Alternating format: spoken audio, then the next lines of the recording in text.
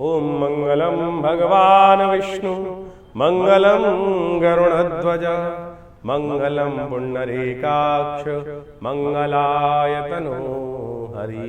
गुरुर्ब्रह्मा गुरुर्विष्णु गुरुर्देवो महेश्वरा गुरु साक्षात् परब्रह्म तस्मै श्री गुरुवे नमः। नमस्कार, स्वागत है आपका आचार्य वाणी में। मैं आचार्य डॉक्टर विक्रमादित्य आपके साथ हूँ और आज हम बात करने जा रहे हैं मिथुन राशि वालों के लिए। 7 तारीख की यदि हम बात करें तो विशेष तौर पर इस दिन शनिवार का अवसर द्वादशी तिथि विद्यमान है। गजकेसरी योग बनकर तैयार हो गया है। आपकी राशि के दृष्टिकोण से बृहस्पति ने पूर्ण दृष्टि डालकर चीज़ों को बैलेंस करने के लिए, चीज़ों में सफलता दिलवाने के लिए आपके लिए योग बनाकर तैयार है। और शनि को मनाए जाएं, शनिवार का दिन है तो बहुत अच्छा रहेगा। कोशिश ये करें इस दिन विशेष तौर पर मंगल जो है वो भी अच्छे शक्ति संपन्न होने जा रहे हैं। जो कमज़ोर स्थिति में चल रहे थे पिछले करीब 6 महीनों से, वो भी बदलने का सुबह 4:11 पर योग बना लिया है उन्होंने। पुरुषार्थ वाले भाव में थोड़ा आलस को त्याग दीजिएगा। पुरुषार्थ तो ठीक हो रहा है लेकिन आलस इन दिनों थोड़ा बढ़ जाएगा, उससे बचते हुए कार्य करने की ज़रूरत है। इस दिन हो सके तो बंदरों को केला डाल दीजिए, गुड़ चना डाल दीजिए, आपके लिए सुंदर योग बनेगा। हनुमान जी की कृपा से आपके लिए ग्रह नक्षत्र चंपक द्वादशी है। इस दिन विशेष तौर पर भगवान विष्णु की आराधना करते हुए ये कार्य कर लीजिए, शनि अनुकूल रहेंगे आपके लिए। हम पुनः अवगत करा दें, शनि महाराज को कंट्रोल करना आपके लिए लगातार ज़रूरी है। 8 तारीख का दिन रविवार का अवसर है। द्वादशी थोड़ी वृद्धि की तरफ है। दिल्ली के पंचांग के अनुसार से रवि प्रदोष का योग बनेगा। गजकेसरी योग विद्यमान है। इस दिन रवि महाराज, सूर्य महाराज जो है वो थोड़ा परिवर्तन की तरफ जा रहे हैं। जो रोहिणी नक्षत्र में थे उससे निकलकर मृगशिरा मंगल के नक्षत्र में जाएंगे और मंगल भी अब ताकत में आ ही चुके हैं। तो ऐसे में आपके लिए अच्छा योग है। कोशिश करें गायत्री का जप करें, सूर्य का मंत्र जप करें, सूर्य को जल दें। हमने विवेकानंद योगाश्रम में हर रविवार वाले यज्ञ में गायत्री का विशेष यज्ञ रखा है, नवग्रह शांति का महायज्ञ रखा है, उसमें आप सम्मिलित होंगे तो अच्छा रहेगा। सुबह 8 बजे से लेकर 11 बजे तक भंडारे के साथ कार्यक्रम चलता है।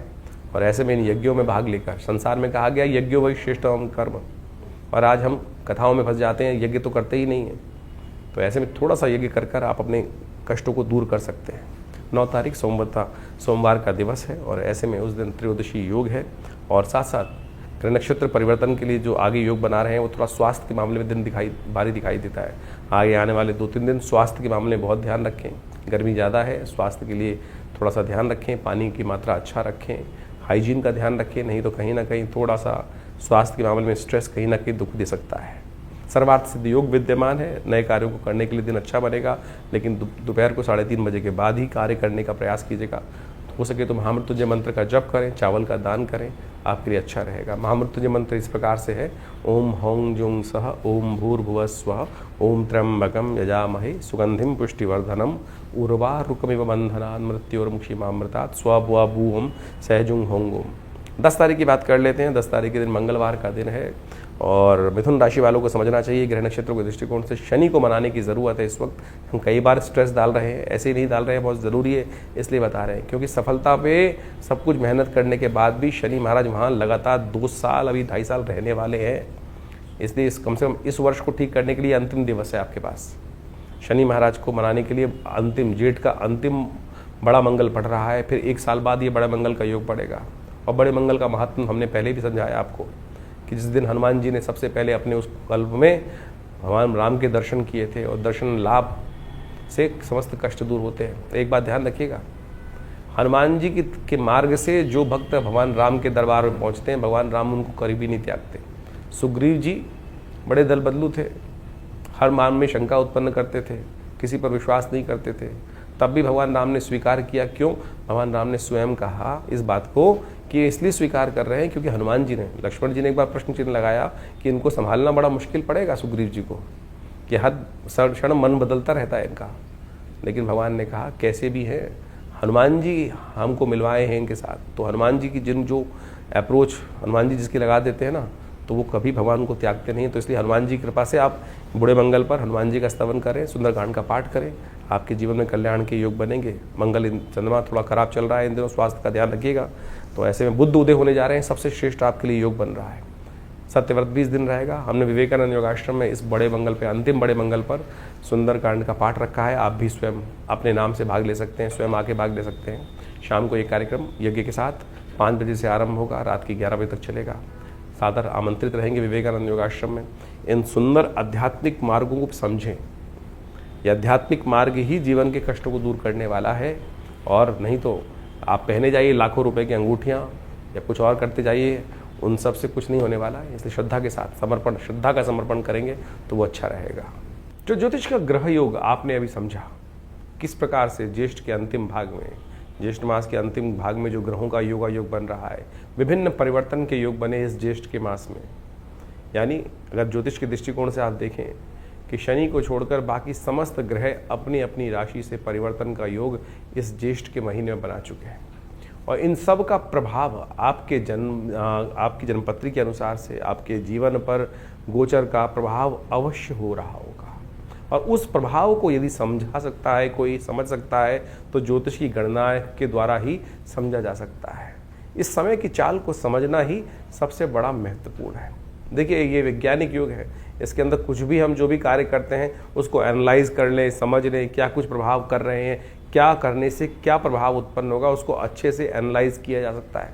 आधुनिक विज्ञान ने यही समझाने का प्रयास किया, और ज्योतिष विज्ञान भी आधुनिक विज्ञान के साथ साथ उन दैविक योगों को आपके मत में, आपकी मति में, आपकी बुद्धि में डालने का प्रयास करता आया है कि क्या ग्रहों का प्रभाव किस प्रकार से आगे आने वाले समय में होने वाला है, और उसको समझकर जो बुद्धिमान व्यक्ति उसका लाभ उठाने का प्रयास करते हैं वो जीवन में सफलता को प्राप्त कर लेते हैं। भ्रांति करने वाले, अनेक प्रकार से कटाक्ष करने वाले इस संसार में सदा हैं, सदा रहेंगे ही। कई लोगों की भ्रांति हर क्षेत्र में होती है।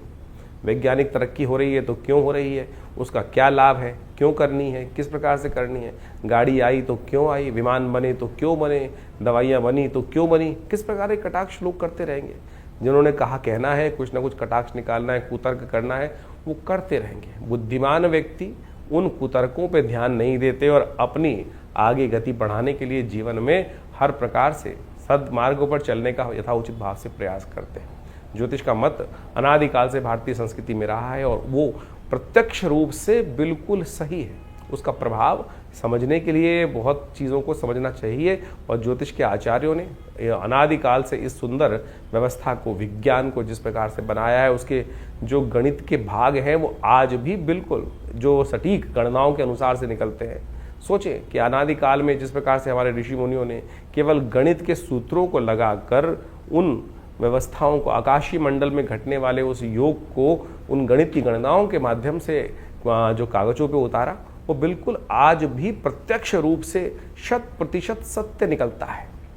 इसको भी आपको आश्चर्य के तौर पे स्वीकार करना चाहिए। तो फिर कैसे विज्ञान नहीं है? तो तथाकथित तौर पर बहुत सारे लोग अनेक प्रकार से आपके मनोमस्तिष्क में विडंबनाएं उत्पन्न करने का प्रयास करेंगे। बुद्धिमान व्यक्ति अपने जीवन को सही राह पर डालने के लिए इस विज्ञान का लाभ लें, और उससे कई बार ऐसी समस्या हो जाती है कि हम कई प्रकार से भ्रांति में फंस जाते हैं।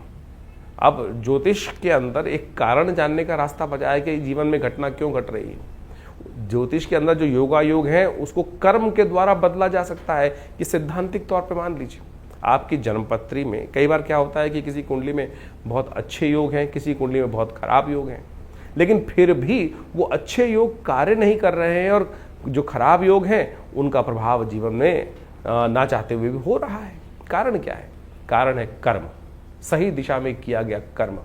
यदि देखिए आपकी जन्मपत्री जो है वो पूर्व अर्जित कर्मों के अनुसार का कर्मों का लेखा जोखा है। जैसे आपने एक वर्ष में कार्य किया, उसके अंत में एक बैलेंस शीट बनाई, और उस बैलेंस शीट के अनुसार से जो भी आपका लेखा जोखा कार्य किया गया उसका पूरा प्रभाव वहाँ दिखाई दे जाता है। बुद्धिमान सीए जो होंगे, ऑडिटर होंगे, उसको देख के समझ जाएंगे कि इस व्यक्ति ने किस प्रकार का, इस कंपनी ने कैसा कार्य किया है, और आगे आने वाले में कंपनी किस प्रकार का कार्य करने के लिए रास्ता अपना सकती है। लेकिन यदि आने वाले समय में उस कंपनी ने, उस व्यक्ति ने कार्य ही नहीं किया, कर्म ही नहीं किया, सोया रहा या नुकसान के सौदे कर लिए, तो फिर क्या उसकी बैलेंस शीट, पूर्व की बैलेंस शीट जो है उसके ऊपर कोई चीज़ें इस प्रकार से दायित्व डाल सकते हैं। तो वही प्रभाव आपकी जन्मपत्री का है कि आपकी जन्मपत्री जो जन्मकालीन समय में बनकर आई है वो पूर्व अर्जित कर्मों का लेखा जोखा लेके आई है। जिस दिन से आपका जन्म हुआ उस दिन से आपके ग्रह योगों के साथ साथ आपका कर्म जुड़ जाता है। आप कर्म किस दिशा में कर रहे हैं? यदि सदकर्म कर रहे हैं तो वो पुण्यों का भाव से आपके शुभ कर्म जो है वो आगे आकर आपके जीवन में सुख का पदार्पण कर देंगे। और यदि शुभ कर्म नहीं कर रहे हो, अशुभ कर रहे हो जन्म के बाद से, तो समझ लो फिर वो जो पाप प्रवृत्ति व्यक्ति की है वो कहीं ना कहीं कष्ट देने के योग बना लेती है। ये तो सिद्धांतिक तौर पे हम इस सिद्धांत को समझाने का प्रयास कर रहे हैं कि जो लोग समझते हैं कि डेस्टिनी डिफाइंड है, ऐसा नहीं है, चेंज कर सकते हैं आप अपने कर्मानुसार। तो ज्योतिष का ये प्रत्यक्ष प्रभाव, कई लोग सरेंडर कर देते हैं कि अगर मेरी कुंडली में दरिद्र योग है तो मैं दरिद्र ही रहूंगा। ऐसा नहीं है भाई, दरिद्र योग है तो उसको परिवर्तन कर कर आप उसको शुभ योग बना सकते हो। और अगर राजयोग है और आप कर्म नहीं करोगे, सोए रहोगे, शुभ उसका लाभ लेने का प्रयास नहीं करोगे, अशुभ कर्म करते रहोगे, तो फिर वो राजयोग सब समाप्त भी हो जाएगा, शुभ योग धन का योग समाप्त भी हो जाएगा, छन्नी भी बन जाएगा। तो ये आपको सही रूप से समझ लेना चाहिए कि ये सब कर्म का खेल है और कर्म के साथ आपका हर चीज जुड़ा हुआ है। शास्त्र में कहा गया ना, अवश्यमेव भोक्तव्यम कृतम कर्म शुभाशुभम। तो इसको हमें सत्य रूप से समझ लेना चाहिए। और अनेक प्रकार से रास्तों को समझाने के लिए शास्त्र में विभिन्न विभिन्न प्रकार के माध्यमों से उन सब सिद्धांतों को समझाया जाता है। और हम समझें कई बार कुंडली के अंदर बड़े प्रकार के दरिद्र योग बने हुए हैं, केमुद्रम योग हैं। लोग चाहते हैं, बड़ी विचित्र स्थिति है कि ज्योतिषी के पास आके लोग किसी भी विज्ञान पे जाते हैं, चमत्कार की बात करते हैं कि चमत्कार कर दीजिए बस कुछ। अरे भाई, चमत्कार नाम की चीज़ इस संसार में कुछ नहीं होती है। अगर आप चमत्कार ज़्यादा बात करोगे तो बहुत सारे लोग, हर शाख पे इतने शातिर लोग बैठे हैं, वो कहीं ना कहीं आपको कष्ट में डालने के योग बना देंगे। तो इसलिए सबसे पहले अपने मस्तिष्क से, अपने विचारों से इस बात को हटा दीजिए कि चमत्कार कोई कर सकता है। सिद्धांतिक तौर पे कार्य किया जा सकता है, सिद्धांतिक तौर पे आपको कार्य समझा जा सकता है। हर चीज़ का प्रभाव है, क्या वो नग है, क्या वो मंत्र है, क्या वो दान है, क्या वो पुण्य है, किसी प्रकार से औषधि का उपयोग है, हर चीज़ का कहीं ना कहीं एक वैज्ञानिक विश्लेषण है। सिद्धांतिक तौर पे उसको समझा जा सकता है कि कैसे कार्य किया।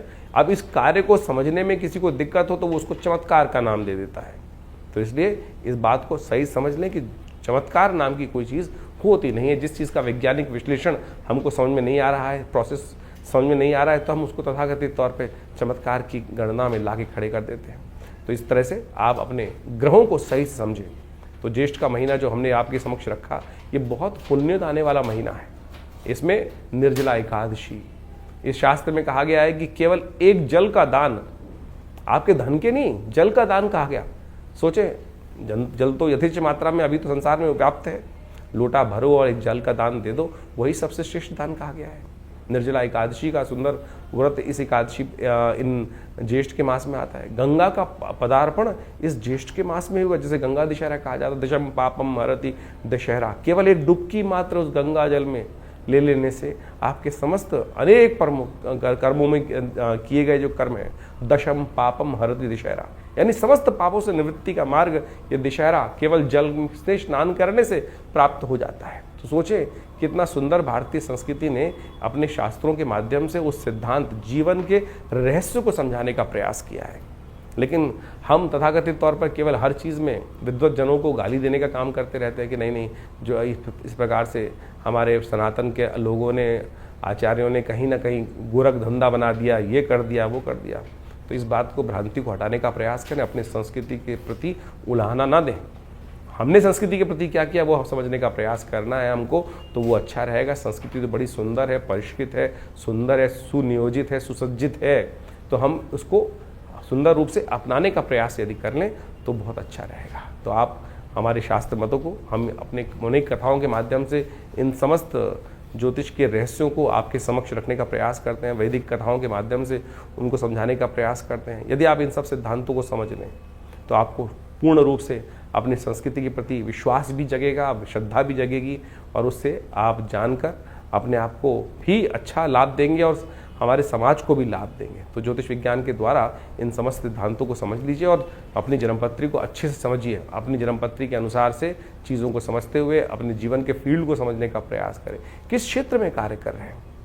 कई बार क्या होता है, हम जीवन में कौन से क्षेत्र के कार्य करने आए थे और कहाँ भटक जाते हैं। बचपन से ही, बाल्यकाल से ही हमको अपने जीवन के लक्ष्य को समझना चाहिए कि मैं किस चीज़ के लिए बना हूँ, मैं कौन से कार्य करने के लिए। नहीं तो क्या होता है, जीवन में व्यक्ति भटकता रहता है और फिर जाके 40-50 साल बाद उसको एक दिशा प्राप्त होती है। और यदि सही से कोई आचार्य मिल जाए, ज्ञानवान व्यक्ति मिल जाए, तो पहले से बता देगा भाई इस रास्ते पे चल रहे, तो इसके द्वारा सुंदर रूप से रास्ता बन जाएगा और कहाँ प्राप्ति के योग बन जाएंगे। देखिए आचार्य चाणक्य ने किस प्रकार से चंद्रगुप्त को ढूंढा और उसको लगाया, और कहाँ एक गडरी के घर में पैदा हुआ लड़का उस इतने बड़े साम्राज्य का अधिपति बना। तो इसलिए ये ज्योतिष के मत के अनुसार से, आचार्यों के मत के अनुसार से, उनके आशीर्वाद से हमें चलने का प्रयास करना चाहिए। और ये समस्त विज्ञान जो है, भारतीय संस्कृति का विज्ञान अपने आप में बहुत सुंदर है और उसी का प्रतिपादन हम लोगों ने अपने विवेकानंद योगाश्रम में अनेक वर्षों से यहाँ शोध के द्वारा करने का प्रयास किया। हमारे आश्रम के द्वारा सद्गुरु आचार्य श्री केशव देव जी के सानिध्य में रह के बहुत सारे विज्ञानों पर शोध किया गया, योग के ऊपर, मुद्राओं के ऊपर, मंत्र विज्ञान के ऊपर, यज्ञ विज्ञान के ऊपर, और सहस्त्रों किताबें, मतलब करीब करीब 100 के करीब किताबें हमारे संस्थान के द्वारा से प्रकाशित की गई हैं। बहुत सारे अनुसंधान कार्य चलते हैं। तो आप भी विभिन्न समय पर विभिन्न यज्ञों इत्यादि में जो हम आपको सूचना देते रहते हैं और उसके बारे में आप आकर जुड़ सकते हैं। और विभिन्न रूप से आश्रम की जो गतिविधियाँ हैं, अस्पताल है, ये मंदिर है और साथ साथ यज्ञ इत्यादि की जो कर्म है, उनमें सब में जुड़कर लाभ लें। आपके जीवन में कल्याण का मार्ग प्रशस्त होगा। धन्यवाद।